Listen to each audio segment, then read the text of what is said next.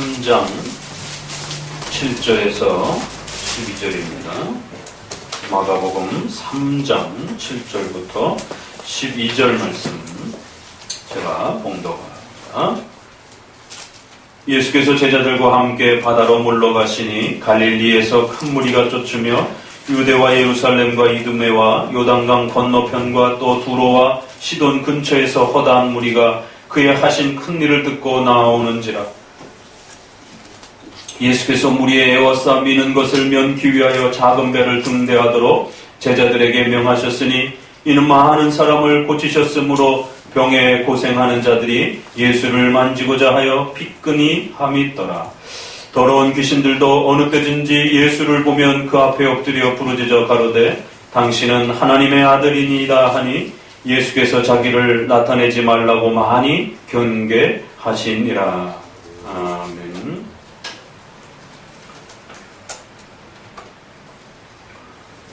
마가복음 3장 오늘 귀한 본문을 통해서 우리는 하나님께서 가르쳐 주시는 또 그리스도의 이 귀한 사역의 의미가 무엇인지, 또 예수님께서 앞에 여러 번에 걸쳐서 질병 치료와 또 귀신을 내쫓으시는 또 이러한 사역들을 통해서 그리스도께서 누구신지, 또 그리스도께서 우리를 위하여 행하신 구원의 또 이 역사들이 무엇인지 또 다시 한번 깊이 있게 배워가는 시간을 갖도록 합니다. 지난 한 주간은 우리가 총회 주간이라고 할 정도로 특별히 많은 장로교단들이 총회로 모여서 함께 또 교회 안에서의 중요한 또 사업들을 결정하고 또 교회 안에 지난 한 해 동안 있었던 잘못된 또 사이비적인 또 이런 이단적인 많은 또 이 모습들을 또 조사하고 또 공적으로 또 그러한 이단적 문제들을 분별하고 판단하는 아주 중요한 그러한 총회 주간으로서 또 한 주간을 보냈습니다. 아직 총회를 하지 않은 또 그러한 우리가 교단들도 좀 더 지켜봐야 합니다.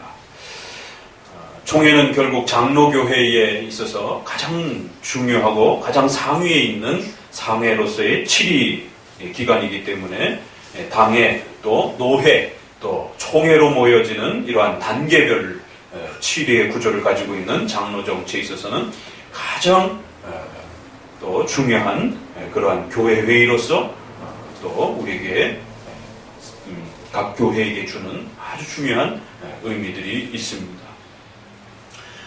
어떤 결정을 내렸는지 그 결정이 특별히 교회와 관련돼서 교회를 돕기 위한 중요한 질서를 만들어가는 데 있어서 어떤 결정들을 내렸는지, 또 이단과 관련돼서 어떤 단체와 어떤 개인이 성도들에게 아주 조심하고 주의해야 되는 그러한 잘못된 그러한 이단들이며 또 이단 운동들을 가지고 있는 그러한 모습들인지를 최고 치리회로서 결정하는 그런 아주 중요한 또 그러한 회의입니다. 그래서 적어도 우리 성도들은 그 각각 중요한 메이저급 큰 교단들의 이러한 총회의 결정들이 어떤 결정들이 났는지, 또 한편으로는 안타까운 일이지만 장로교회가 또 어떤 심각한 위기를 겪고 있는지에 대해서 관심을 가지고 또 함께 기도하셔야 됩니다. 결국 그 총회의 결정이 교회의 질서를 위협하고 성도들의 신앙을 위협하는 그러한 방식으로 비성경적 결정들을 내리게 되면 결국 총회가 부패하게 되고 그 산하에 있는 노회가 부패하게 되고 결국 그 마지막 모든 그 노회의 회원인 각각의 교회들도 부패하게 되는 것입니다. 그래서 그 총회의 결정은 아주 중요한 영향력을 끼치고 있는 것입니다.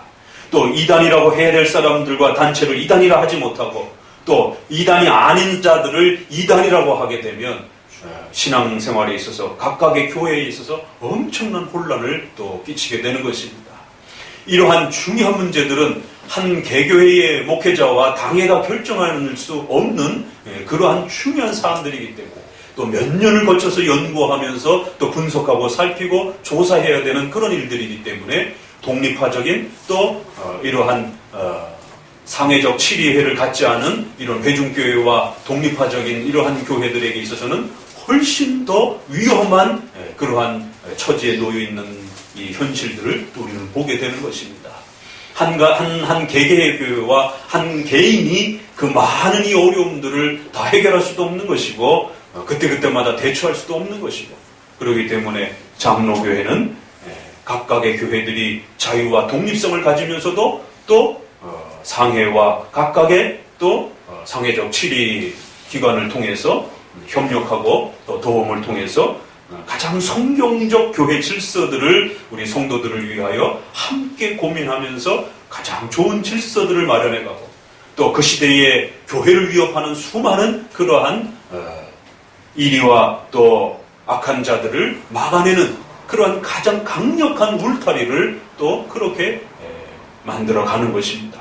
그래서 장로교회가 가장 성경적이다. 또 실제 효과면에 있어서도 가장 효과적인 그런 면을 나타낸다라고 말하고 있는 것입니다. 감독적 또 로마 교황적 한 개인이 모든 것을 결정하게 되면 수십만 수백만 전 세계로 치자라면 수천만 수억이나 되는 그러한 신자들의 삶의 문제들을 한 개인이 만약 잘못 결정하게 되면 엄청난 그 피해를 입게 되는 것입니다. 그렇기 때문에 감독주의와 또 교황주의의 전 세계 교인에게 한 개인이 결정하는 이러한 결정들은 또 인간이 가지고 있는 연약함 때문에 인간이 가지고 있는 죄의 이 유혹 때문에 실수할 수 있는 위험성이 훨씬 큰 겁니다. 그렇기 때문에 이처럼 감독주의적, 교황주의적, 일인적 결정의 이 위험도 또 여러 성도들 각자의 교회가 나름대로 판단하는 이러한 소위 말해서 민주주의적인 그러한 결정도 상당히 이 죄의 유혹과 또 판단의 이 실수들을 줄여주는데 많은 어려움들을 가지고 있는 것입니다. 그래서 장로교회는 이처럼 실용적이고 효과적인 면에 있어서도 한 개인이 실수할 수 있는 것을 여러 사람들이 함께 모여서 의논하다 보면 그 실수를 줄이게 되는 것이고 또 그 회의조차서도 또 실수할 수 있기 때문에 두 번째, 세 번째에 걸치는 상해의 단계적인 그런 치리회를 통해서 재판에서 판사의 실수를 줄이기 위하여 세 번, 네 번에 걸쳐서 그 판결을 다시 받아보는 것처럼 이렇게 교회 회의에 있어서는 세 번에 걸친 또 이러한 단계적 치리회를 통해서 거듭 조사해서 그 실수를 줄이고 더욱 지혜를 모아서 가장 바른 성경적 판단을 내리도록 힘을 쏟는 것입니다. 총회 주관을 통해서 많은 그런 일들이 있었고 또 중요한 일들이 결정됐고 또 아쉬운 면들이 또 있기도 했었습니다.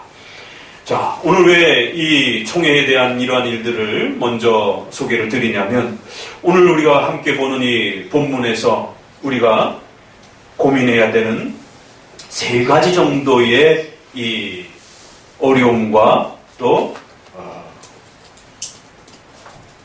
아쉬운 그런 모습들을 보게 됩니다. 무엇이 아쉽고 무엇이 어려운 문제로서 이 오늘 본문에서 소개되어지느냐 하면 예수 그리스도를 배격하고 그리스도를 외면하는 군중들의 태도와 또 종교 지도자들의 그러한 악의적인 그러한 또 공격적 태도들이 그리스도를 외면하고 그리스도를 거부하는 이러한 어리석음들을 오늘 본문에서는 우리에게 소개를 합니다. 특별히 두 대상을 소개를 하면서 한편으로는 그저 치료와 자신들의 생계의 문제를 해결하기 위해서 먹고 사는 문제로 결국 그리스도를 찾고자 하는 어리석은 군중들의 그러한 모습들을 비춰 보이면서 도대체 이들은 왜 그리스도를 찾고 있는 건지 이들의 군중들의 그리스도를 찾는 모습들이 열심히 찾고는 있지만 결국 그 열심히 찾고 있는 그리스도에 대한 열정과 그리스도를 갈망하는 목적들이 전부 자신들의 먹고 사는 문제 때문에 결국 자신들의 질병을 치료하기 위한 그러한 병치료의 그런 목적으로서 그리스도에게 달려드는 이러한 무지한 군중들의 모습을 한편으로는 보여주면서 또 한편으로는 종교 지도자들의 이러한 모함과 그리스도에 대한 강한 거부감을 통해서 결국 그리스도를 마치 귀신의 왕처럼 그렇게 비아냥거리면서 결국 이 귀신을 내어 쫓는 그리스도를 귀신의 왕으로 그렇게 모함하는 어리석은 또 종교 지도자들의 이러한 잘못된 판단과 그리스도에 대한 잘못된 이해가 결국 그 시대의 죄인으로서 복음을 필요로 하는 그 백성들에게 그리스도를 제대로 드러내지 못하고 가르쳐주지 못하고 복음을 가리우는 이러한 참으로 어리석고 안타까운 장면들을 우리는 보게 됩니다. 1장 후반부에서부터 이제 본격적으로 시작되었던 그리스도의 이러한 사역들이 오늘 3장 본문을 통해서 1차적으로 대략 마무리가 됩니다. 그래서 소위 갈릴리 1차 사역의 마무리라고 이렇게 표현할 정도로 갈릴리 그 호수 주변을 통해서 일어났던 많은 그러한 그리스도의 사역들이 1차적으로 정리가 되고 이제 잠깐 텀을 둔 다음에 또 본격적으로 2차 사역들이 시작되어지는 이제 그러한 장면의 전환점에 있습니다. 오늘 본문은 그런 면에서 앞에서 있었던 여러 그 그리스도의 사역들을 최종적으로 정리해주는 그러한 본문으로서 앞에서 있었던 이야기들을 다시 끄집어내기도 하고 또 조금 더 보충 설명해주는 형태로서 앞부분에서 일어났던 전반적인 내용들을 다시 한번 정리하고 요약해주는 그런 모습으로 이제 결론을 맺습니다. 그래서 병치료에 대한 많은 사건들이 있었지요. 그 병의 치료에 대한 사건들을 다시 한번 이야기합니다. 그리고 또 귀신을 내어 쫓는 이러한 사역들을 소개하면서 최종적으로 그 그리스도를 우리가 어떻게 이해해야 될지들을 또 이 귀신을 내어 쫓는 사건을 통해서 다시 한번 소개를 합니다. 그런데 놀라운 것은 이 두 가지의 이 사건을 통해서 최종적으로 오늘 본문은 예수 그리스도가 누구인지 제대로 이해하고 있지 못한 이 어리석은 군중들과 종교 지도자들의 그 무지함들을 혹독히 책망하면서 꾸짖으면서 그리스도가 누구이신지를 제대로 파악하지 못하는 이러한 잘못된 면들을 드러내고 있는 것을 보게 됩니다. 우리가 총회 주간을 통해서 교회가 바로 서지 못했을 때 어떤 일이 벌어질 수 있는지들을 또 우리가 함께 염려하고 지켜봐야 된다라고 말씀한 것처럼 종교 지도자들이 종교 최고 우리 장로교회의 최고 7위회가 잘못된 결정들을 내렸을 때 그 결정은 오히려 교회를 돕는 것이 아니라 그리스도를 돕는 것이 아니라 오히려 복음을 망가뜨리고 오히려 교회를 망가뜨리고 오히려 성도들을 혼란에 빠뜨리는 이러한 엄청난 일들이 벌어질 수 있는 것입니다. 그런 것처럼 오늘 이제 3장을 끝으로 3장 초에 있는 내용을 끝으로 1차 사역을 마무리하면서 수많은 군중들이 예수님에게 다가왔지만 그 군중들 안에는 그리스도를 제대로 이해하고 있는 이러한 모습들을 찾아볼 수 없는 그저 자신들의 욕구만 충족하려고 하는 자신들의 필요만 채우려고 하는 먹고 사는 문제만 해결하기 위해서 그리스도를 찾는 또 종교 지도자들은 자기들의 정치적 권력과 돈과 명예를 빼앗길까봐 그리스도를 귀신의 왕 취급하면서 그렇게 그리스도를 오히려 죽이려 달겨드는 이러한 어리석은 모습들을 보게 됩니다.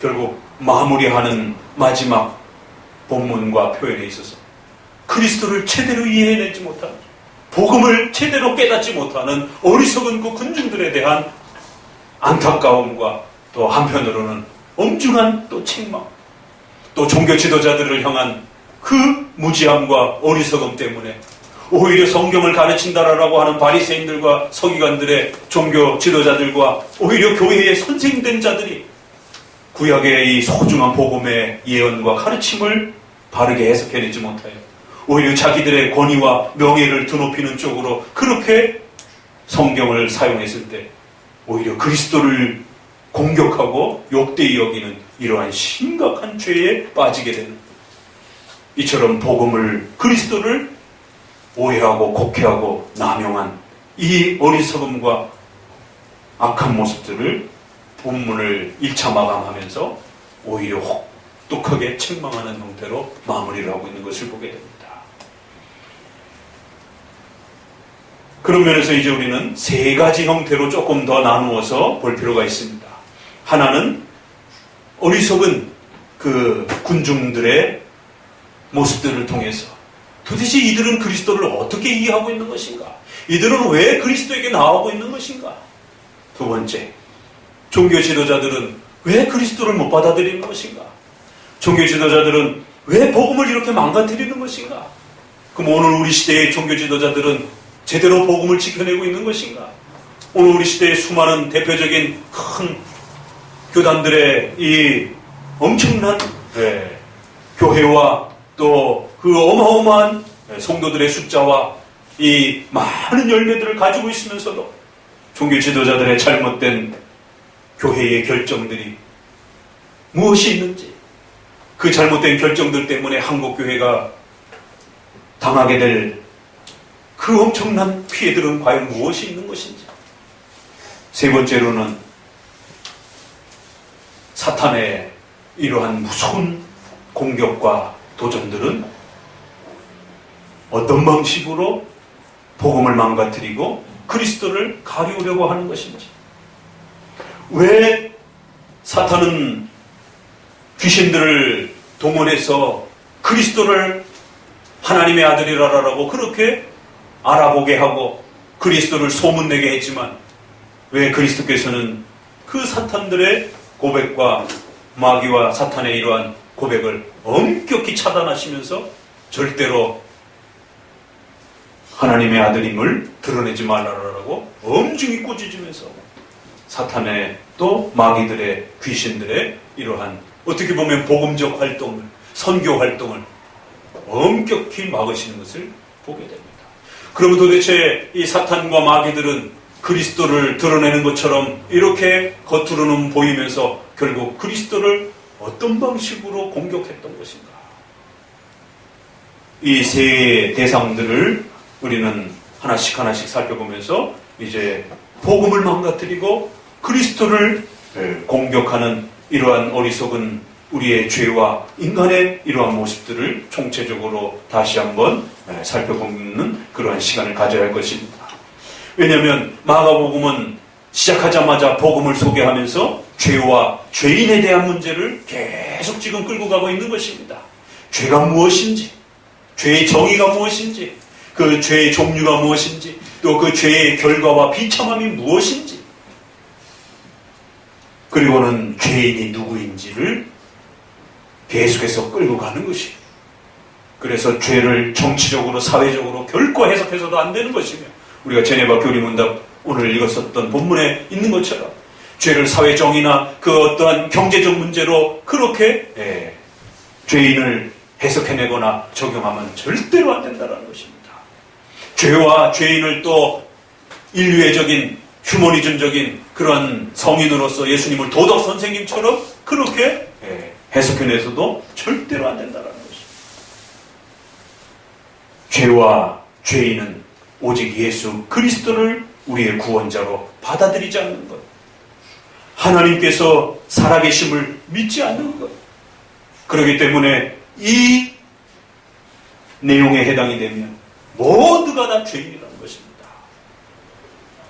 하나님의 말씀을 그 본질 그대로 잘 드러내지 못하는, 바로 하나님의 말씀을 곡해하고 남용하는 것이 죄인인 것입니다. 그래서 마지막으로 오늘 본문을 통해서 그 죄와 죄인의 모습을 한 번 더 정확하고 더욱 깊게, 더욱 분명하게 죄가 무엇인지, 죄인들이 누구인지, 결국 복음을 이해하지 못하고 예수 그리스도를 이해하지 못한 것이 죄요, 결국 죄인들이라는 사실을 마지막으로 한 번 더 강조해주고 있는 것을 보게 됩니다.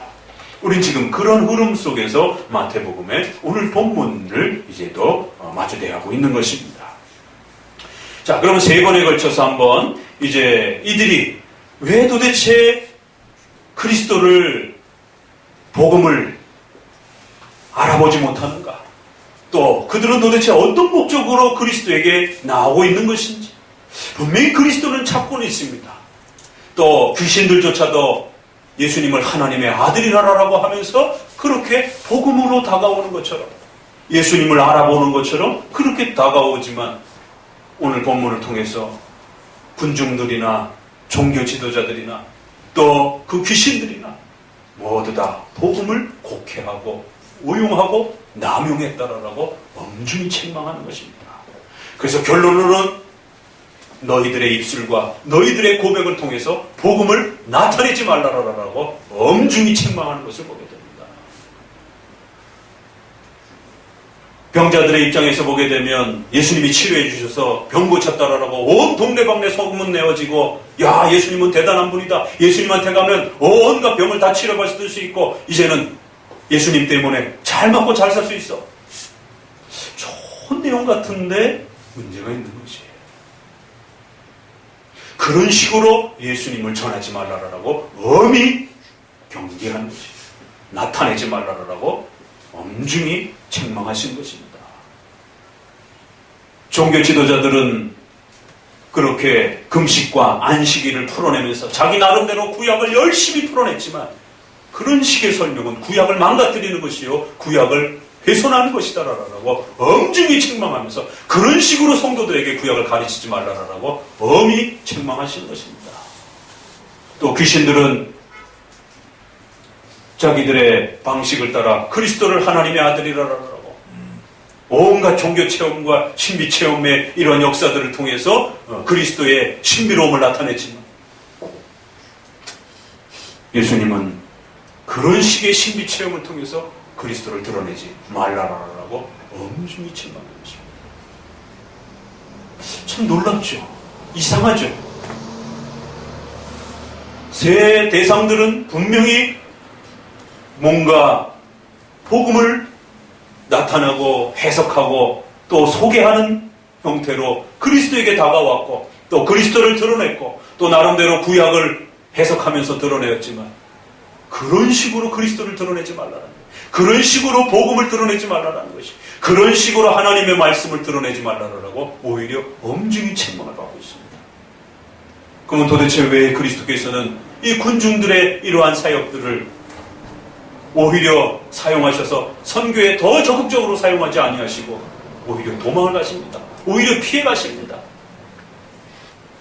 온 동네방네 소문이 나기 시작하니까 이 사람 저 사람 다 찾아오기 시작하고, 저 북쪽으로 두로와 시돈으로부터 시작해서 저 남쪽의 사막 지역으로부터 동서남북으로 엄청난 사람들이 모여듭니다.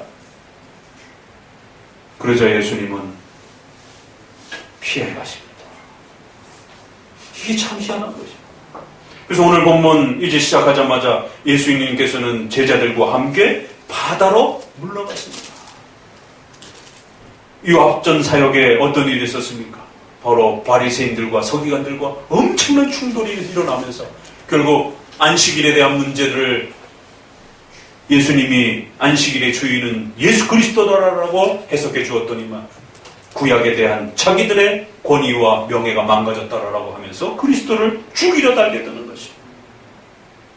그래서 그리스도는 더 이상 그들하고 마주 대하여 하나님의 말씀을 소개할 수 없어서 피해 가시는 것을 보게 됩니다.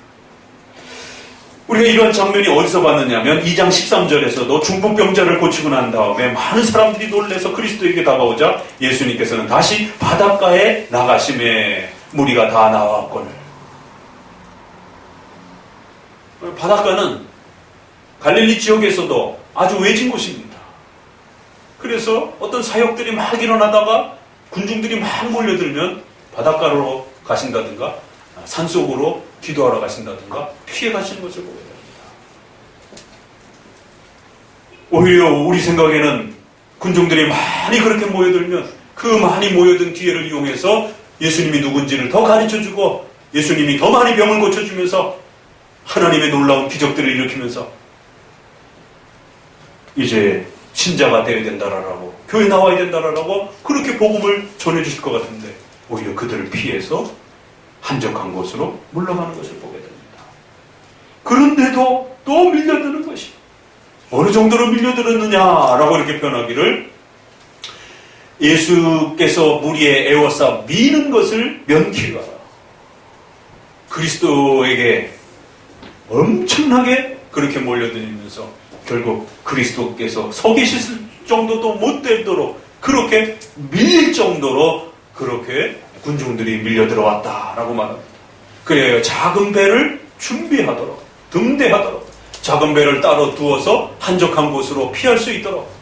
자칫 군중들이 너무 밀려들다 보니까 예수님도 또 제자들도 자칫 잘못하면 그 군중들의 많은 숫자 때문에 다칠 수도 있는 그런 위험성이 발생될 수 있을까봐 배를 준비해서 사람들의 그러한 몰려듦을 피할 수 있는 그러한 배를 준비하도록 요구하시는 것을 보게 됩니다.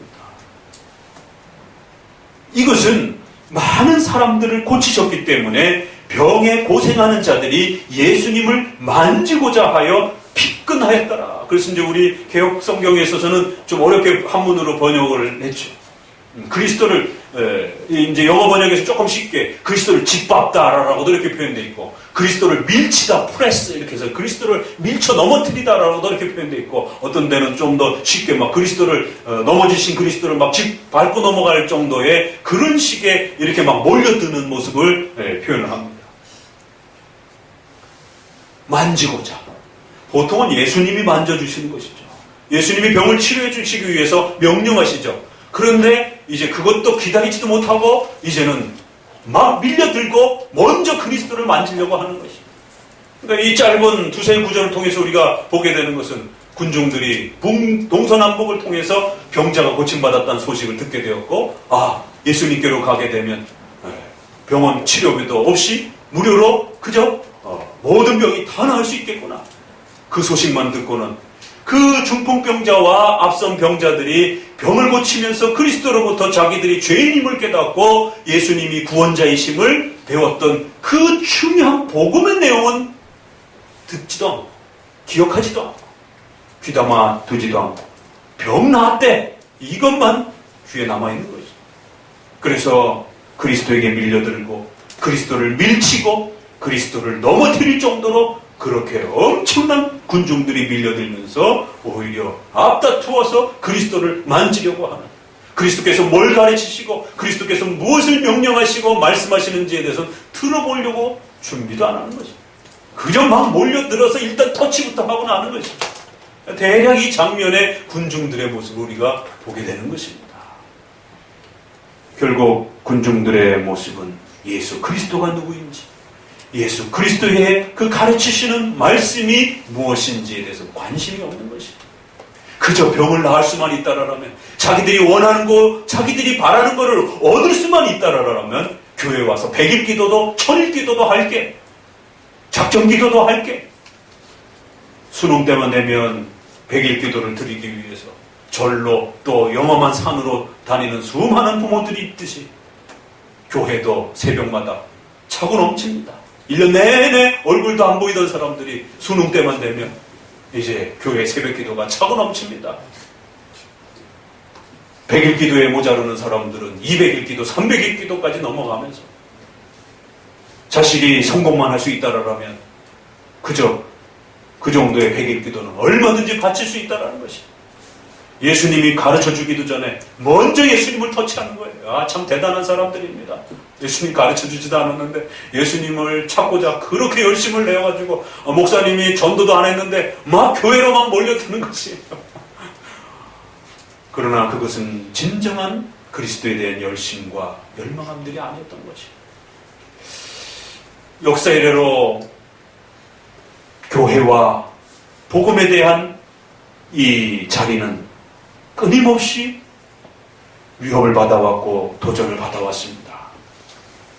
그러나 국가와 또 칼과 총을 통해서 교회를 무너뜨리고 파괴하는 이러한 도전도 있었지만 더 절묘하고 더 세련된 핍박의 방식들은 오히려 교회로 어마어마한 사람들이 찾아옴에도 불구하고 그 교회 안에서 복음이 가르쳐지지 않는 것이에요. 그 교회 안에서 죄의 문제를 말해주지 않는 것이에요. 죄인이 얼마나 무서운 것인지에 대해서 하나님의 심판과 정죄와 하나님의 진노에 대해서 가르쳐주지 않는 것이에요. 그저 여러분이 원하는 것을 얻을 수 있다라라라. 열심히 기도하면 얻어낼 수 있다라라라라고. 사람들의 욕망과 사람들의 욕심을 자극해내면서 사람들의 종교 심리를 이용해서 끊임없이 결국 샤머니즘과 미신적인 이러한 행태로 결국 교회는 변질되어져 갔던 모습들을 보게 됩니다.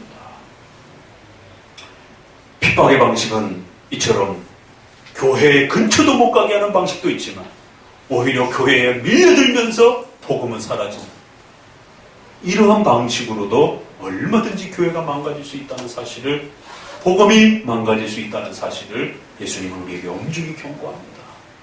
예수님을 찾는다고 해서 다 신자가 아닌 것이다. 교회에 온다고 해서 모두가 신자가 아닌 것입니다. 교회에 오는 목적이, 예수 그리스도에게 나오는 목적이 무엇인지에 대해서 들여다봐야 되는 것이에요. 성경 본문 한 구절을 또 연결해서 같이 읽어봅시다. 요한복음.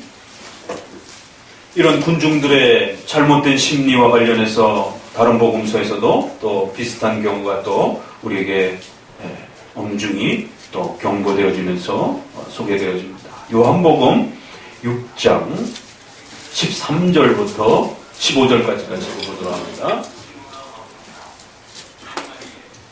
13절부터 6장 13절 같이 읽어봅니다. 이에 거두니 보리떡 5개로 먹고 남은 조각이 12바구니에 찼더라. 그 사람들이 예수의 행하신 이 표적을 보고 말하되 이는 참으로, 그러므로 예수께서 저희가 와서 자기를 억지로 잡아 임금 삼으려는 줄 아시고 다시 혼자 산으로 떠나 가시니라. 조물매 제자들이 바다에 또 내려가서 예수님과 제자들이 따로 피해 다니는 것을 보게 됩니다. 보리떡 2개와 5개와 물고기 2마리로 세상에 남자만 5,000명을 먹이는, 그러면 기록되지 않은 여자와 또 아이들까지 합친 군중들을 생각해 보게 되면 어마어마한 사람들이 한 사람의 식사도 안 되는 그러한 작은 이 식사 분량을 가지고 그 엄청난 수천 명이나 되는 사람들이 밥을 나눠 먹게 되는 이 놀라운 기적을 체험하게 됩니다. 그러자 로마 식민지로부터 고생과 압박과 어려움을 당했던 군중들이, 야, 이런 능력을 가진 이러한 위대한 선지자라면 우리의 이 로마 식민지로부터, 우리의 가난하고 배고픔으로부터 얼마든지 우리를 해방시켜 줄 수 있겠구나. 우리의 왕이 될 수 있겠구나. 예수님에게 엄청난 군중들이 몰려듭니다. 금방 소문이 나서 예수님을 향하여 달게 됩니다. 그러자 예수님은 그들을 피해 떠나신 거죠. 아무리 예수님께로 달려와도 그 달려오는 의도가 불순하고 그 달려오는 의도가 자기들의 욕망과 욕심을 채우기 위한 목적으로 신을 찾는다라면, 예수님을 찾는다라면 예수님은 그들을 외면하고 등을 돌려버리신 것입니다. 부자가 되기 위해서 예수님을 찾는다는 것은 옳은 목적이 아니라는 것입니다. 육신의 건강을 회복시키기 위해서, 질병을 치료하기 위해서 예수님을 찾는 것은 복음이 아니라는 것입니다. 물론 우리가 하나님의 도움으로 병을 치료받고 어려움을 해결받을 수도 있습니다. 그러나 그건 본질적인 문제가 아닙니다. 그걸 본질적인 복음의 핵심으로 삼기 시작할 때에 복음은 망가지기 시작하는 것입니다. 조금 더 넘겨서 읽어봅시다. 그 사건 후에 예수님은 이제 내가 진정한 떡이다 라고 말씀하시면서 나를 먹지 아니하면 구원받을 수 없다라라고, 내가 주는 떡을 먹지 아니하면 구원받을 수 없다라라고 이제 복음을 가르쳐가기 시작합니다. 60절부터 읽어봅니다. 그 6장. 이제 말씀을 듣고 난 많은 또 백성들의 반응이 나타납니다. 60절부터 읽어봅니다. 제자 중 여럿이 듣고 말하되 이 말씀은 어렵도다. 누가 들을 수 있느냐 한데 예수께서 스스로 제자들이 이 말씀에 대하여 수군거리는 줄 아시고 가라사대 이 말이 너희에게 걸림이 되느냐. 그러면 너희가 인자의 이전 있던 곳으로 올라가는 것을 볼 것 같으면 어찌하려느냐. 살리는 것은 영이니 육은 무익하니라. 내가 너에게 이른 말이 영이요 생명이니라. 그러나 너희 중에 믿지 아니하는 자들이 있느니라 하시니 이는 예수께서 믿지 아니하는 자들이 누구며 자기를 팔 자가 누군지 처음부터 아심이라. 또 가라사대 이러함으로 전에 너희에게 말하기를 내 아버지께서 오게 하여 주지 아니하시면 누구든지 내게 올 수 없다 하였노라 하시니라. 이러므로 제자 중 많이 물러가고 다시 그와 함께 다니지 아니하더라.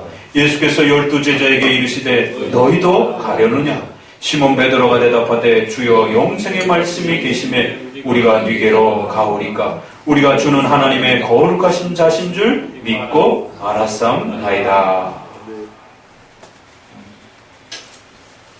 예수님께서 구약의 만나 사건의 본질과 의미가 무엇인지 깨우쳐 주시면서 예수 그리스도를 믿어야만이 구원받을 수 있다라고 하는 이 소중한 복음의 이 내용들을 구약의 만나 사건을 가지고 해석해 주시면서 가르쳐 주기 시작했습니다. 그런데 많은 사람들이 이 설교를 듣고는 어려워 못 듣겠다라는 것입니다. 왜 복음적인 설교는 많은 사람들이 그렇게 어렵다고 외면하고 또 듣지 않으려고 하느냐 말이에요. 그저 병을 고쳐주고 또 부자가 되게 해주고 또 잘 먹고 잘 살 수 있다라고 하는 그런 설교들은 쉽다, 은혜가 된다, 정말 마음에 뜨겁게 와닿는다라고 잘도 말하면서 죄에 대해서 가르쳐주고 죄인에 대해서 경고하고 죄의 무서움에 대해서 알려주고 복음에 대해서 알려주면 그건 너무 어려운, 왜 자꾸 교리만 얘기하느냐라고, 왜 자꾸 그렇게 어려운 설교를 하느냐라고 외면하는 것이, 못 듣겠다라는 것이. 소율이 문답은 어린아이를 위해서 우리 선조들이 만들어준 기독교의 중요한 사도신경에 대한 해설집인 것입니다. 그런데 오늘날 신학교에서도 목회자들조차도 소율이 문답을 어려워서 이해할 수 없다라는 것입니다.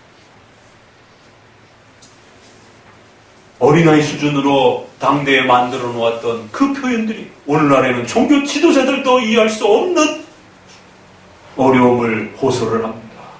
도대체 어떻게 된 일이에요? 소율이 문답을 소개하려 치면 이런 거 너무 딱딱하다. 이건 교회 현장에 어울리지 않는다.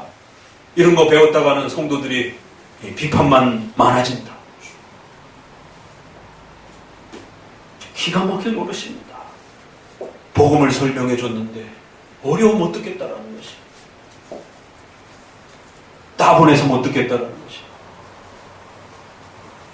이 말씀이 생명이다 라고 이렇게 다시 한번 가르쳐 주는 것이, 이 말씀을 잘 믿고 예수님이 가르쳐 주시는 이 말씀을 너희가 믿고 의지하고 신뢰하면 영생이 너에게 주어질 것이다 라고 가르쳐 주고 있는 것이. 그러자 제자 중 많은 사람들이 물러가고 다시는 예수님과 함께 다니지 않다는 것입니다. 도대체 이 사람들은 왜 예수님을 쫓아다닌 겁니까? 이 사람들은 왜 예수님 곁에 와서 그 엄청난 기적을 맛보면서 그렇게 예수님을 쫓아다닌 것입니다. 배부르기 위해서 쫓아다녔던 것입니다. 배부름을 채워주지 않으니까, 말씀을 가르쳐주고 깨우치고 설교를 하니까 지루해서 못 있는 것입니다.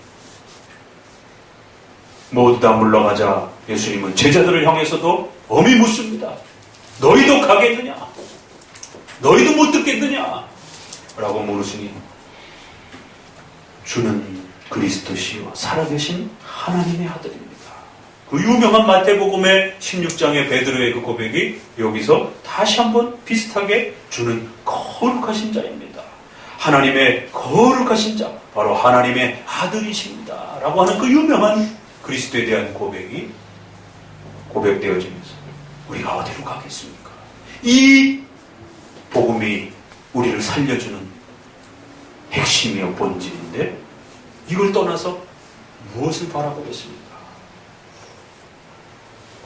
이처럼 요한복음은 수많은 군중들과 몇몇 남아있지 않은 그 제자들을 대조하면서 예수님을 배부르기 위해서 쫓아다녔던 수많은 군중들은 결국 복음을 가르치자 다 도망가 버렸고 이제 복음을 제대로 이해한 제자들 몇만 남아있는 것을 보게 됩니다.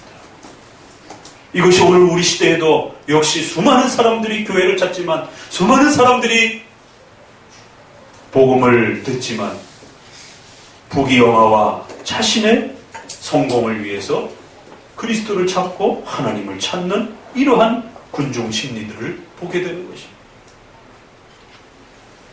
미국의 유명한 메가더 목사님이라고 하시는 분이 아주 본격적으로 팔을 걷어붙이셨더라고요. 두 가지. 하나는 좌파에 대한 미국의 공산주의 중심으로 일어나고 있는 그러한 진보 좌파적인 그러한 교회 지도자들과 그러한 운동들에 대해서 아주 강력하게 이것은 복음이 아니다라라라고, 이것은 성경에 말하는 하나님의 공의와 정의가 아니다라라고 하는 엄중한 공격을 설교를 쏟아붓기 시작했습니다. 미국의 성도들이 이러한 진보 좌파적인 이러한 잘못된 정의에 휘말리지 말라라라고 이제 포문을 열기 시작했습니다. 또 하나는 조엘 오스틴을 본격적으로 더 파고들면서 이러한 성공할 수 있다, 잘 되는 나, 목적이 이끄는 삶, 이런 식의 잘 될 수 있다라고 하는, 성공할 수 있다라고 하는 이런 식의 부귀영화를, 예수님을 통해서 부귀영화를 누릴 수 있다라고 하는 이런 소위 말해서 번영복음, 번영신학, 기복주의, 이건 복음이 아니다라고. 참으로 감사한 일이죠. 근데 한국은 아직도 이 두 문제가 한국 교회 안에 제대로 구별이 되고 있지 않고 있는 것을 보게 됩니다.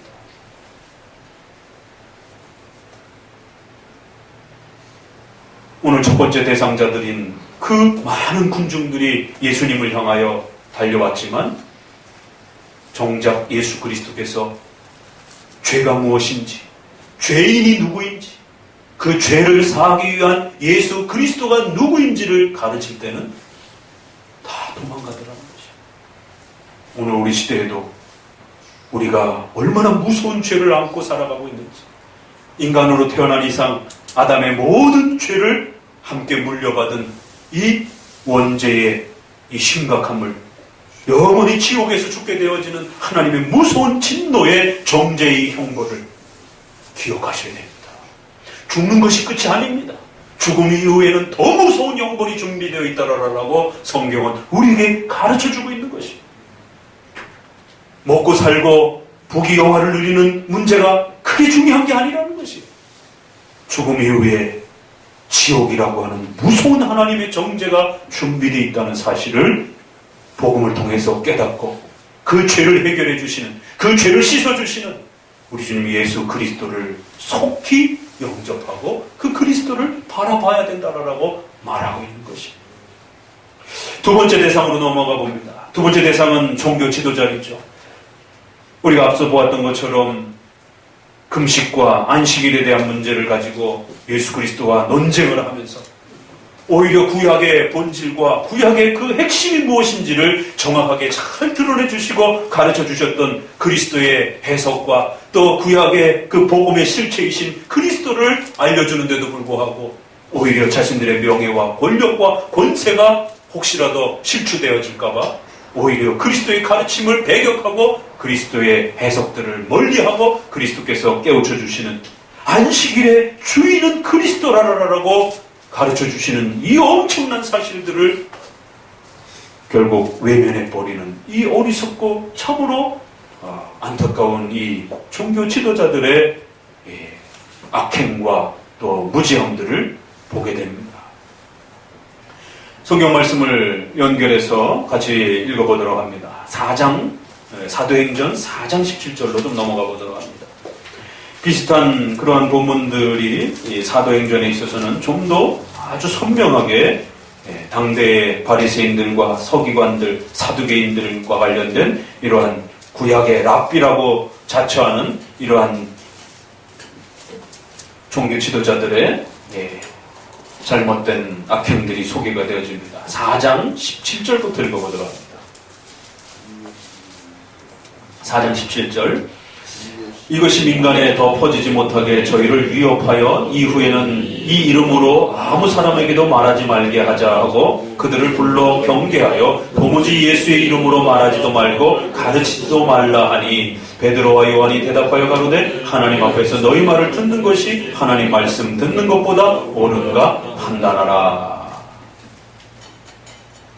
베드로와 요한을 잡아다가 베드로와 요한이 예수 그리스도께서 바로 구약에서 말한 성전의 중심이요 성전의 실체요 바로 구약의 복음의 핵심이다라고 가르치기 시작하자.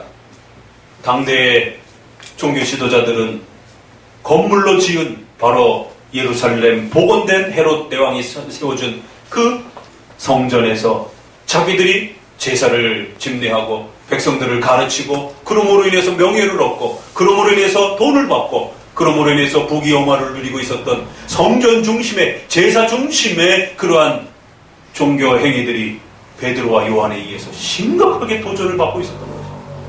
눈에 보이는 건물과 제사가 중요한 것이 아니라 이제 구약의 그 많은 약속들은 예수님을 통해서 성취되어졌고 이제는 그 예수 그리스도를 믿어야만이 구약에서 약속하신 그 구원의 은총을 누릴 수 있다라고 가르치기 시작한 거예요. 그러니 자신들의 삶의 터전이었던 성전 질서와 성전에서 행하고 있었던 수많은 그런 권위와 명예들이 심각하게 위협이 되는 것입니다. 그래서 베드로와 요한을 잡아다가 엄히 책망하면서 예배는 그렇게 드리는 게 아니야. 하나님은 그렇게 섬기는 게 아니야. 성전에 나와서 제물을 바쳐야 되고 종교 지도자들에게 돈을 지불해야 되고 성전의 그 건물을 지키고 보수하는 데에 또 많은 돈을 투자하면서 그렇게 예배하는 것이 바른 예배야. 이거를 살짝만 돌려보아도 오늘날 성도들에게 예배는 그렇게 드리는 게 아닙니다. 뭐 장로교 예배, 개혁교 예배는 왜 이렇게 고리타분하고 지루하고 따분한지 아무것도 없고 찬송은 또 왜 그렇게 척척 늘어지는지 예배는 그렇게 드리는 게 아닙니다. 일단 건물은 수천억을 들여서 좀 건물을 화려하게 지어야 됩니다.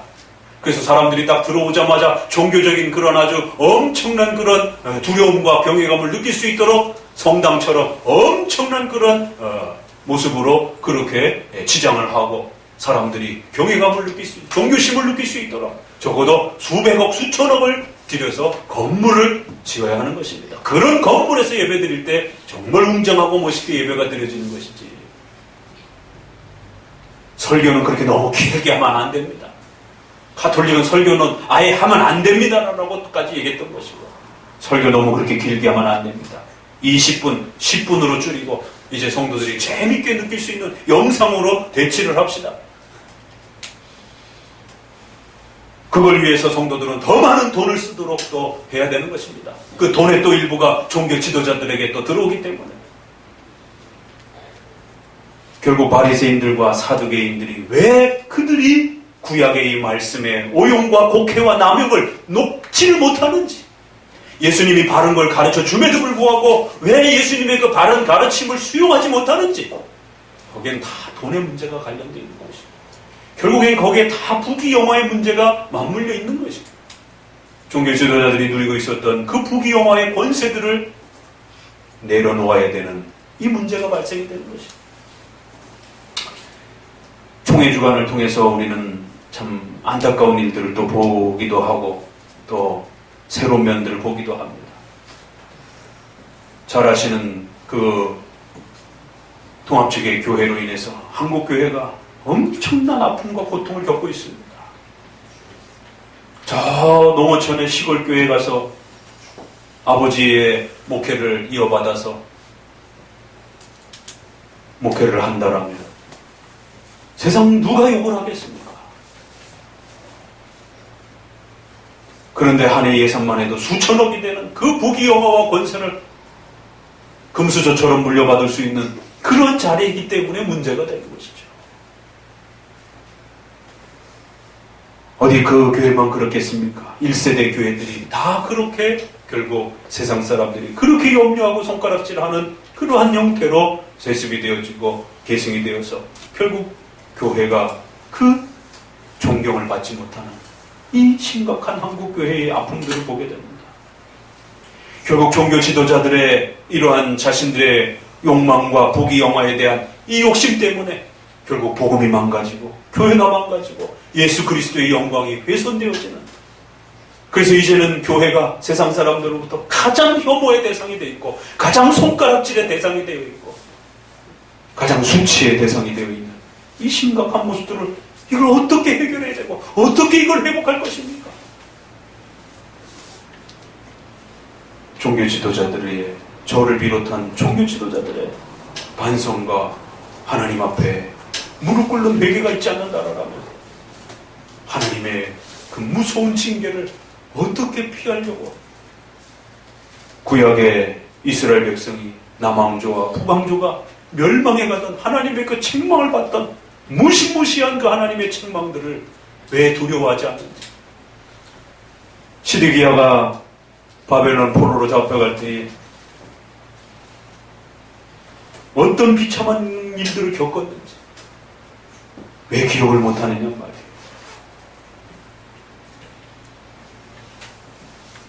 오늘도 역시 이 잘못된 종교 지도자들의 복음을 곡해하고 남용해서 자신들의 부귀영화를 목적으로 삼는 이러한 해석 때문에 결국 복음은 가려워지는 이 안타까운 일들을 보게 됩니다.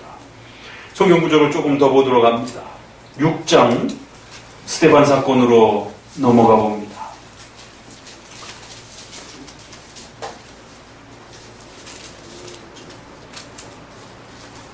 6장 42절 43절 읽어봅니다. 7장 42절 43절입니다. 같이 읽습니다. 하나님이 돌이키사 저희를 그 하늘의 군대 섬기는 일에 버려두셨으니 이는 선지자의 책에 기록된 바 이스라엘 집이여 40년을 광야에서 너희가 희생과 제물을 내게 드린 일이 있었느냐. 몰록의 장막과 신내판의 별을 만들었으며 이것은 너희가 절하고자 하여 만든 형상이로다. 내가 너희를 바벨론 밖에 옮기리라. 48절도 읽어봅니다. 그러나 지극히 높으신 이는 손으로 지은 곳에 계시지 아니하시니 선지자의 말한 바 주께서 가라사대 하늘은 나의 보좌여 땅은 나의 발등상이니 너희가 나를 위하여 무슨 집을 짓겠으며 나의 안식할 처소가 어디뇨. 이 모든 것이 다 내 손으로 지은 것이 아니냐. 스데반이 유대의 종교 지도자들에 의해서 결국 돌에 맞아 죽어갑니다. 왜 같은 하나님을 믿는데 유대인들은 도대체 어떤 하나님을 믿길래 스데반이 하나님을 믿는 자임에도 불구하고 스데반이 믿는 그 믿음 때문에 스데반을 돌로 쳐 죽이냔 말이에요. 두 가지잖아요. 제사를, 구약의 율법, 모세의 율법을 스데반이 망가뜨렸다는 거죠. 구약의 다윗의 성전을 모독했다는 거죠. 도대체 그 성전이 얼마나 대단한 것이길래 같은 신자를 돌로 쳐 죽이냔 말이에요. 구약의 잘못된 성경 해석이 모세의 율법의 외적인 외향적 율법에 지나치게 함몰되어 있었던 이런 어리석음 때문에, 또 겉으로 보여지는 그 화려한 성전의 외식에, 종교적 외식에 마음을 빼앗겼던 이 어리석고 잘못된 해석 때문에 오히려 바르게 믿는 신자를 돌로 쳐 죽이는 기가 막힌 일이 벌어지고 있는 것입니다. 종교 지도자들의 구약에 대한 잘못된 해석이 신자를 죽이는 이런 일이 벌어지더라는 것입니다. 오늘 우리 시대에 수천억을 들여서 성전을 지어야 된다라고 말라기서를 이용하기도 하고 학계서를 이용하기도 하면서 성전을 지어야 된다라고 성도들의 수많은 재산과 물질을, 건물을 짓는 데 투여를 하고 있습니다.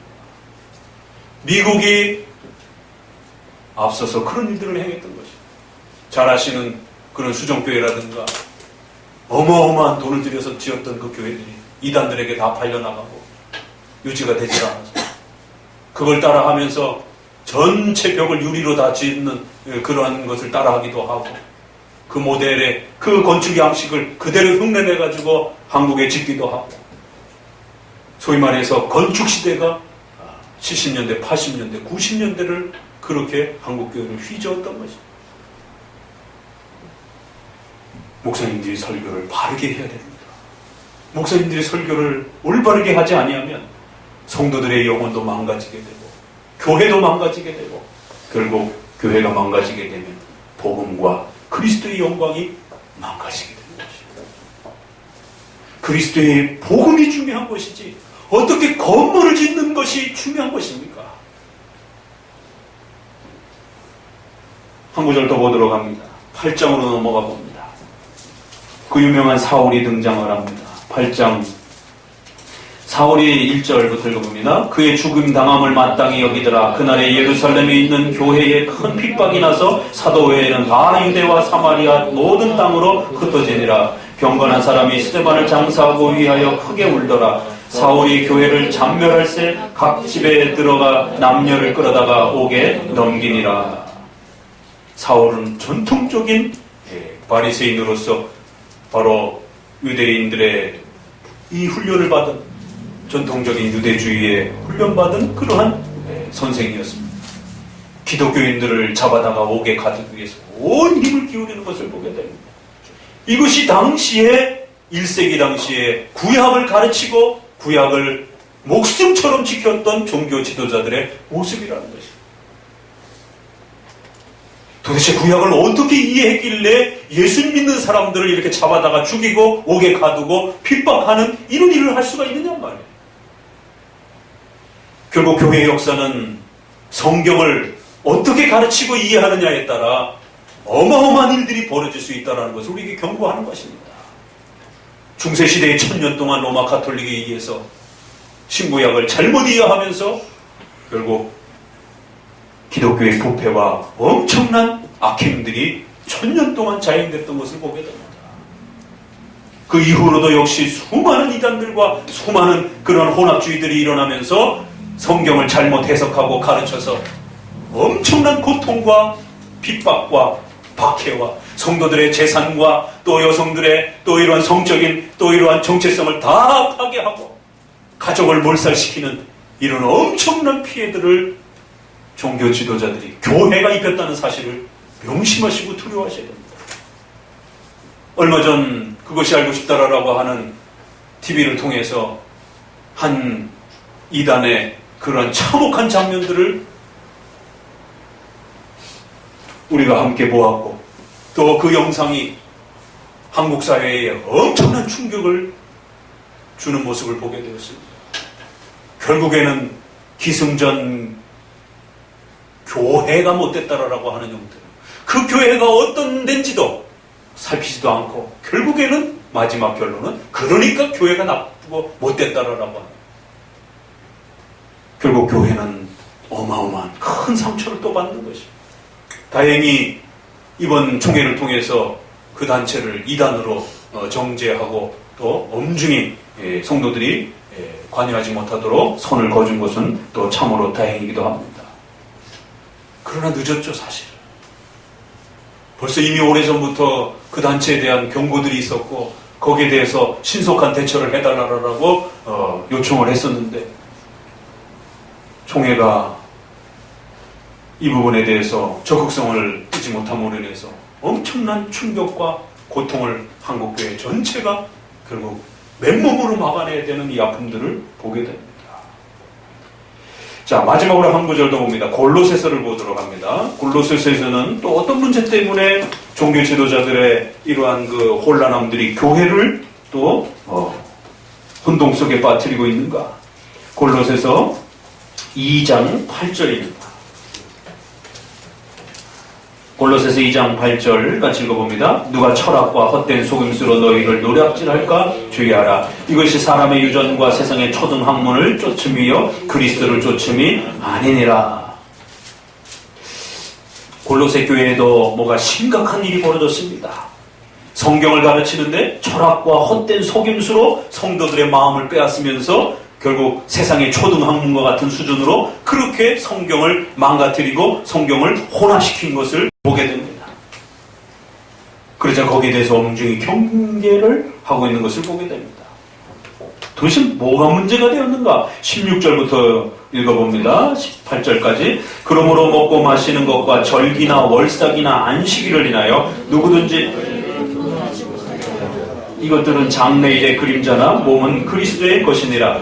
누구든지 일부러 겸손함과 천사 숭배함을 인하여 너희 상을 빼앗지 못하게 하라. 저가 그 본 것을 의지하여 그 육체의 마음을 쫓아 헛되이 과장하니라. 그 세상 초등학문과 헛된 속임수와 철학적으로 복음을 그렇게 망가뜨려서 가르친다라는 게 뭐였느냐면, 구약의 월삭과 안식일과 제도와 또 수많은 그런 성전의 질서들을 오늘날 크리스천들도 그대로 따라해야 된다라고 구약을 그렇게 문자적으로 남용해서 가르치고 있는 이러한 스승들이, 선생들이 있었던 것을 보게 됩니다. 또 한편으로는 천사를 봤다고 그러면서 신비로운 체험과 이런 경험들을 했다라고 하면서 사람들에게 동네방네 자랑하면서 자신의 그런 체험들을 강조하는 또 이런 신비주의자들이 있었다라고 엄히 책망합니다. 결국 종교 지도자들이 복음을 신비체험으로 망가뜨려 놨고, 복음을, 구약을 그렇게 문자적으로 그렇게 적용하는 것처럼 그렇게 또 망가뜨려 놓은 것이죠. 성경이 잘못 곡해되어지고 잘못 해석되어질 때에 이런 식으로 복음이 망가지고 도전을 받고 위협을 받을 수 있구나. 금식과 안식일의 논쟁은 그렇기 때문에 예수님께서 죄와 죄인의 문제라고 하는 복음의 문제를 분명하게 밝혀주고 드러내주기 위해서, 진정한 영원한 복음의 안식이 무엇인지를 가르치기 위해서 아주 중심적으로 집중적으로 그 종교 지도자들의 잘못된 해석들을 파헤치시고 교정해 주신 아주 중요한 내용들이었던 것입니다. 이처럼 종교 지도자들의 잘못된 이러한 판단과 성경 해석들은 복음을 가리우고 또 성도들의 영혼을 메마르게 하고 교회를 엄청난 위기 가운데 빠뜨린다는 이러한 또 교회 역사들을 통해서 우리는 또 경고를 받습니다. 마지막 한 부분을 이제 살펴봅니다. 귀신들은 그러면 도대체 어떤 목적으로 예수님을 하나님의 아들이라고 또 이렇게 공격적으로 또 그렇게 드러냈는가? 그럼 왜 예수님은 이것을 막으셨는가? 우리가 앞부분에서도 이미 벌써 이 부분을 보았습니다. 또 그리고 이 부분은 이제 22절을 같이 읽어봅니다. 마가복음 3장 22절입니다. 마가복음으로 돌아오셔서요. 22절. 예루살렘에서 내려오는 서기관들은 저가 바알세불을 집혔다 하며 또 귀신의 왕을 힘입어 귀신을 쫓아낸다 하니.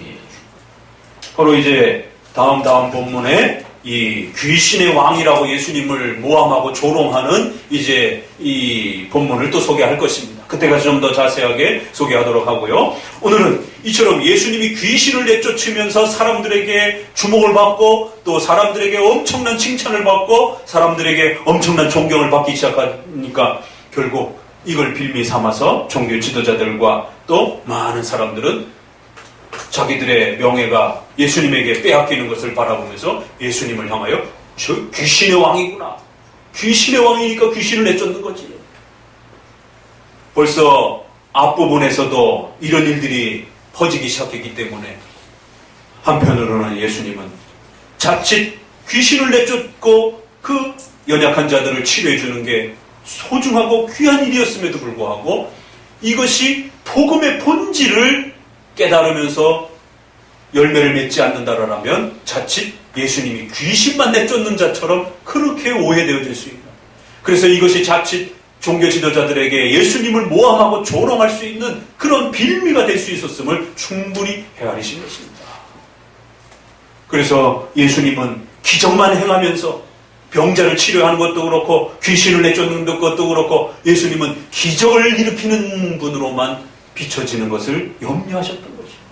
예수님은 복음을 가르쳐주고 구원의 본질이 무엇인지, 죄가 무엇인지를 가르쳐주는 것이 예수님의 중심 사역이었고, 궁극적으로는 십자가의 죽으심으로 우리의 죄를 대신 짊어지시고 희생하심으로 하나님의 진노를 해결하시는 바로 우리의 죄의 문제를 해결하시는 것이 예수님의 오심의 목적이었고 또 예수님의 사역의 핵심이었던 것입니다. 그런데 예수님께만 가면 병이 낫고 귀신이 나가고 예수님을 통해서 엄청난 기적을 체험할 수 있다라고 하는, 예수님은 기적을 일으키는 자라라고 소문이 나는 것에 대해서 예수님은 엄중히 경계하셨던 것입니다. 왜요? 복음이 가려지기 때문에. 기적은 이 복음을 드러내는 그 수준에서만 적절하게 그렇게 쓰여져야지, 기적이 복음보다도 앞서 나가 버리게 되면 결국 복음은 가리워지고, 교회 가면 병 났는데, 교회 가면 부자가 된대, 교회 가면 귀신을 내쫓을 수 있대. 병을 치료하려면 병원으로 가야죠. 결국 교회의 본질이 뒤바뀌어 버리는 것입니다. 교회의 본질은 예배드리기 위해서 성도들이 모이는 것이고, 또 그 예배의 설교를 통하여 우리가 죄인임을 깨닫고 구원받을 수 있는 이 복음의, 예수 그리스도를 통하여 구원받을 수 있는 이 복음의 비밀을 듣는 곳이 교회인 것입니다. 교회가 자꾸만 병 고치는 것으로 소문이 나고, 귀신 내쫓는 것으로 소문이 나고, 자꾸만 부자가 됐다라는 걸로 자꾸 간증이 되어져서 어느 교회 나갔더니만 사업이 성공이 되어서 기도 응답받고 부자가 되었다라고 자꾸 소문이 나게 되면 복음은 가리워지게 되는 것입니다. 사람들은 복음에 관심이 없는 것입니다. 죄에 대한 설교에 관심이 없어져 버리기 시작하는 것입니다. 예수님은 그걸 염려하신 것입니다. 그래서 엄히 그러한 기적을 지나치게 강조하면서 확장하려고 하고, 그래서 복음을 가리려고 했던 사탄의 전략과 의도를 초창기부터 엄중히 차단시켰던 것입니다. 사탄은 하나님의 아들이라고 종교 지도자들도 알아보지 못했던 바로 하나님의 아들이라고 하는 이 엄청난 사실을 사람들에게 퍼뜨리고, 그 귀신 들렸던 자의 입을 통해서 그렇게 쏟아내도록 그렇게 자랑하고 마치 복음을 증거하는 것처럼 그렇게 속였지만 그건 속임이었던 것입니다. 우리 주변에 복음인 것처럼, 우리 주변에 교회의 사역인 것처럼, 우리 주변에 하나님을 위한 사역인 것처럼 그렇게 우리 주변에 많은 일들이 벌어지지만 결국 그것 때문에 교회가 욕을 먹고, 그것 때문에 하나님의 영광이 가리워지는 일들이 얼마나 많습니까? 무리를 일으켰던 천호동의 그 큰 교회도 다 하나님을 위해서 했다라고 그러고, 하나님의 영광을 위해서 그 거대함을 이뤘다라고 얘기를 하는 거. 강남에 있는 그 교회도 다 하나님을 위해서 그 엄청난 규모를, 그 수천억이나 들어가는 그런 건물을 졌다라고 얘기를 하는 것이, 다 하나님을 위해서 했다라고 말하는 거예요. 그러나 오히려 사탄의 이러한 속임 때문에 복음은 가리워지고 예수 그리스도가 가리워지는 이러한 심각한 일들이 벌어지는 것입니다. 이 부분과 관련해서 한 구절만 보도록 합시다. 고린도 후서 11장 말씀을 같이 보도록 합니다. 죄송합니다. 고린도 전서입니다. 고린도 전서 11장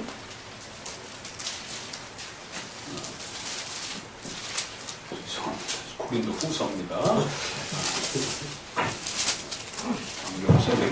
고린도 후서 11장 1절부터 같이 읽어봅니다.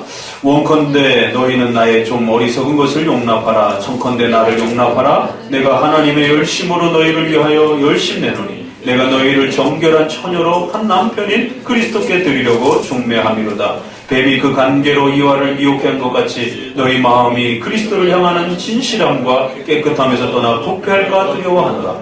만일 누가 가서 우리의 전파하지 아니한 다른 예수를 전파하거나 혹 너희의 받지 아니한 다른 영을 받게 하거나 혹 너희의 받지 아니한 다른 복음을 받게 할 때에는 너희가 잘 용납하는구나. 13절부터 읽습니다. 저런 사람들은 거짓 사도요 게으르의 역군이니 자기를 그리스도의 사도로 가장하는 자들이다.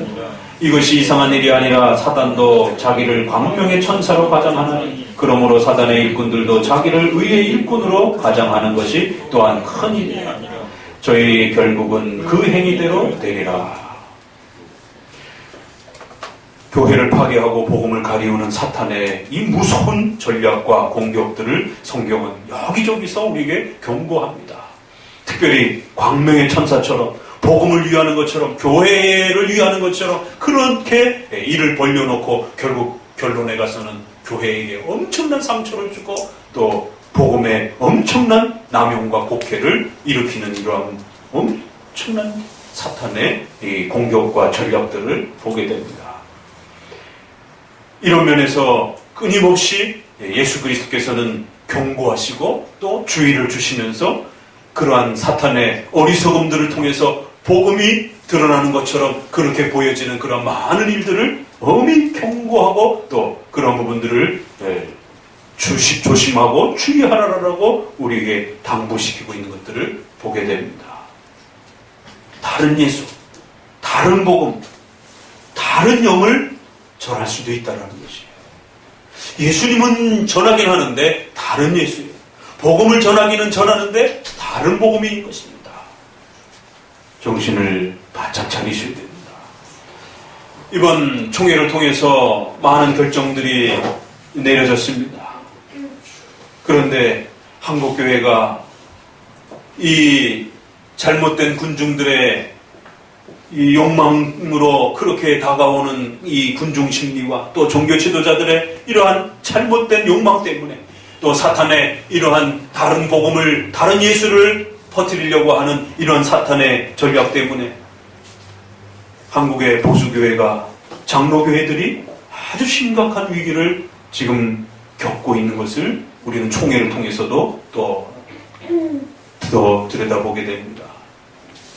참으로 충격적인 그런 사건들은 작년에 고시총회를 통해서 세관점 학파의 문제가 드러나면서 칭의 문제가 엄청난 혼란을 일으켰고 결국 신학교 교수들 전체를 칭의를 조사해달라고 하는 헌의가 올라오는, 그것은 곧 예수님을 믿는지 안 믿는지를 조사해달라고 하는 이러한 헌의가 올라왔고 이번 총회에 다행히 교수 성명서로 우리는 이신 칭의, 법정적 칭의, 은혜로 인한 칭의, 공로에 의한 칭의가 아니라 확정되지 않은 그런 칭의가 아니라 확정되고 은혜에 의한 전통적인 법정적 칭의라고 하는 이러한 이신 칭의를 우리는 믿는다라고 교수 성명서를 통해서 나왔습니다.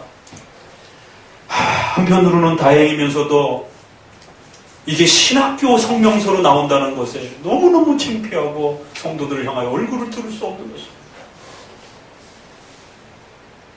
그 정도로 지금 한국 보수교단과 보수신학교가 위기를 겪고 있다는 것이에요. 왜요? 그 보수교단의 신학교의 교수들이 신학회에 나가서 법정적 칭의를 말하지 않았기 때문에 공로적 칭의, 선행에 의한 칭의, 중세 가톨릭이 가르쳤던 그런 유사한 세관점 학파와 김세훈 박사가 등장해서 한국교회를 지금 어지럽히고 있는 그러한 선행과 공로적 칭의의 이러한 칭의들을 소개하고 비슷하게 그렇게 또 소개를 했기 때문에 총회를 통해서 그 문제를 조사해달라고 헌의안이 올라왔던 것이죠. 지금은 이렇게 하고 이제 넘어가는 겁니다. 그러나 이제 교회가 힘을 잃기 시작하게 되면 그렇게 유사하고 흐릿하게 주장했던 분들이 본격적으로 다시 등장합니다. 그게 교회 역사입니다. 어거스틴 시대 때도 그렇고 종교개혁 시대 때도 그렇고 도르트 신조의 총회 논쟁 때도 그렇고 우리는 전통적인 칭의를 믿습니다. 우리는 전통적인 복음을 믿습니다라고 또 징계가 들어오면 싹 수그러듭니다. 발톱을 숨기는 것이죠. 그랬다가는 결국 교회가 힘을 잃게 되면 또 본격적으로 드러나는 것입니다. 박형룡 목사님과 기장교단의 김재준 목사가 성경이 하나님의 말씀이냐 아니냐를 갖고 논쟁할 때도 역시 그랬던 것이죠. 처음에는 하나님 말씀 아니다라고 모세오경을 하나님 말씀 아니다라고 그렇게 강조하다가 총회로부터 징계가 들어오니까 나는 성경을 믿습니다라고 또 이렇게 발톱을 싹 내리고 그렇게 넘어가는 것입니다. 결국 일제의 총독부에 의해서 교회가 해산이 되면서 힘을 잃자 본격적으로 자기 동료들을 동원해서 성경은 하나님 말씀 아니다라고 하면서 결국 교단을 설립해가는 것입니다.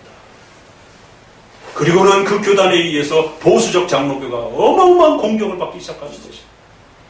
이것이 교회 역사인 것입니다. 고신의 이 총회 결정을 잘 지켜보셔야 됩니다. 내년 후년에 어떻게 또다시 스물스물 또 그러한 주장들이 다시 또 목소리를 내기 시작하는가. 신학 사상이라고 하는 건 그렇게 쉽게 바뀌는 게 아닙니다. 총회의 그런 엄중한 경고 때문에 잠깐 뒤로 물러나는 것이죠. 합동 측에는 총신대 사태로 인해서 한국교회에 엄청난 충격을 줬어요. 컨테이너를 갖다가 입구를 막고 학생들이 세상에 그 겨울에 천막을 치고 수업을 듣는 6.25 때도 아니고 세상에. 그것도 한국의 가장 유명한 보수 장로교회의 신학교가 폭력 행사가 난무하고 교회를 끌어안고 눈물을 흘리며 탄식해야 될 시기입니다. 오히려 사회에 영향력을 끼치고 사회에 복음을 가르쳐줘야 될 이 보수교단의 총회와 신학교들이 사회로부터 손가락질과 치탄을 받는 이 맨 앞에 서 있는 이 참혹함들을 어떻게 해결할 거냔 말이에요. 그리고 또 유명한 방언 논쟁으로 인해서 결국 그 시비가 붙었고 이번 총회의 결의가 났습니다. 총신에서는 방언을 강조하지 않고 방언은 비성경적이다라고 그렇게 경고해왔던 그것이 총신의 목소리라고 일선 목회자에 의해서 그렇게 엄중히 그 부분에 대해서 문제를 제기를 했는데 오히려 총신의 몇몇 교수들이 방언을 해도 된다라고 하면서 그건 성령의 사역이라고 하면서 맞붙었고 결국 그 사건을 어떻게 결정을 내릴지 총회에 귀를 기울이고 지켜봤던 것이 묘하게 판정이 난 것이 문제를 제기했던 방언 금지가 총신의 입장이다라고 제시했던 목사님의 결정은 이단적이지 않습니다. 그리고 당연히 방언을 강조했던 교수들이 총회의 부름을 받아 징계를 받아야 될 거 아니겠습니까? 그런데 총신의 교수들은 너무 또 그렇게 비판적으로 공격하지 말아라. 이게 누가 옳은 겁니까? 양비론으로 결정이 나버렸어요. 둘 다 옳습니다. 이런 식이에요.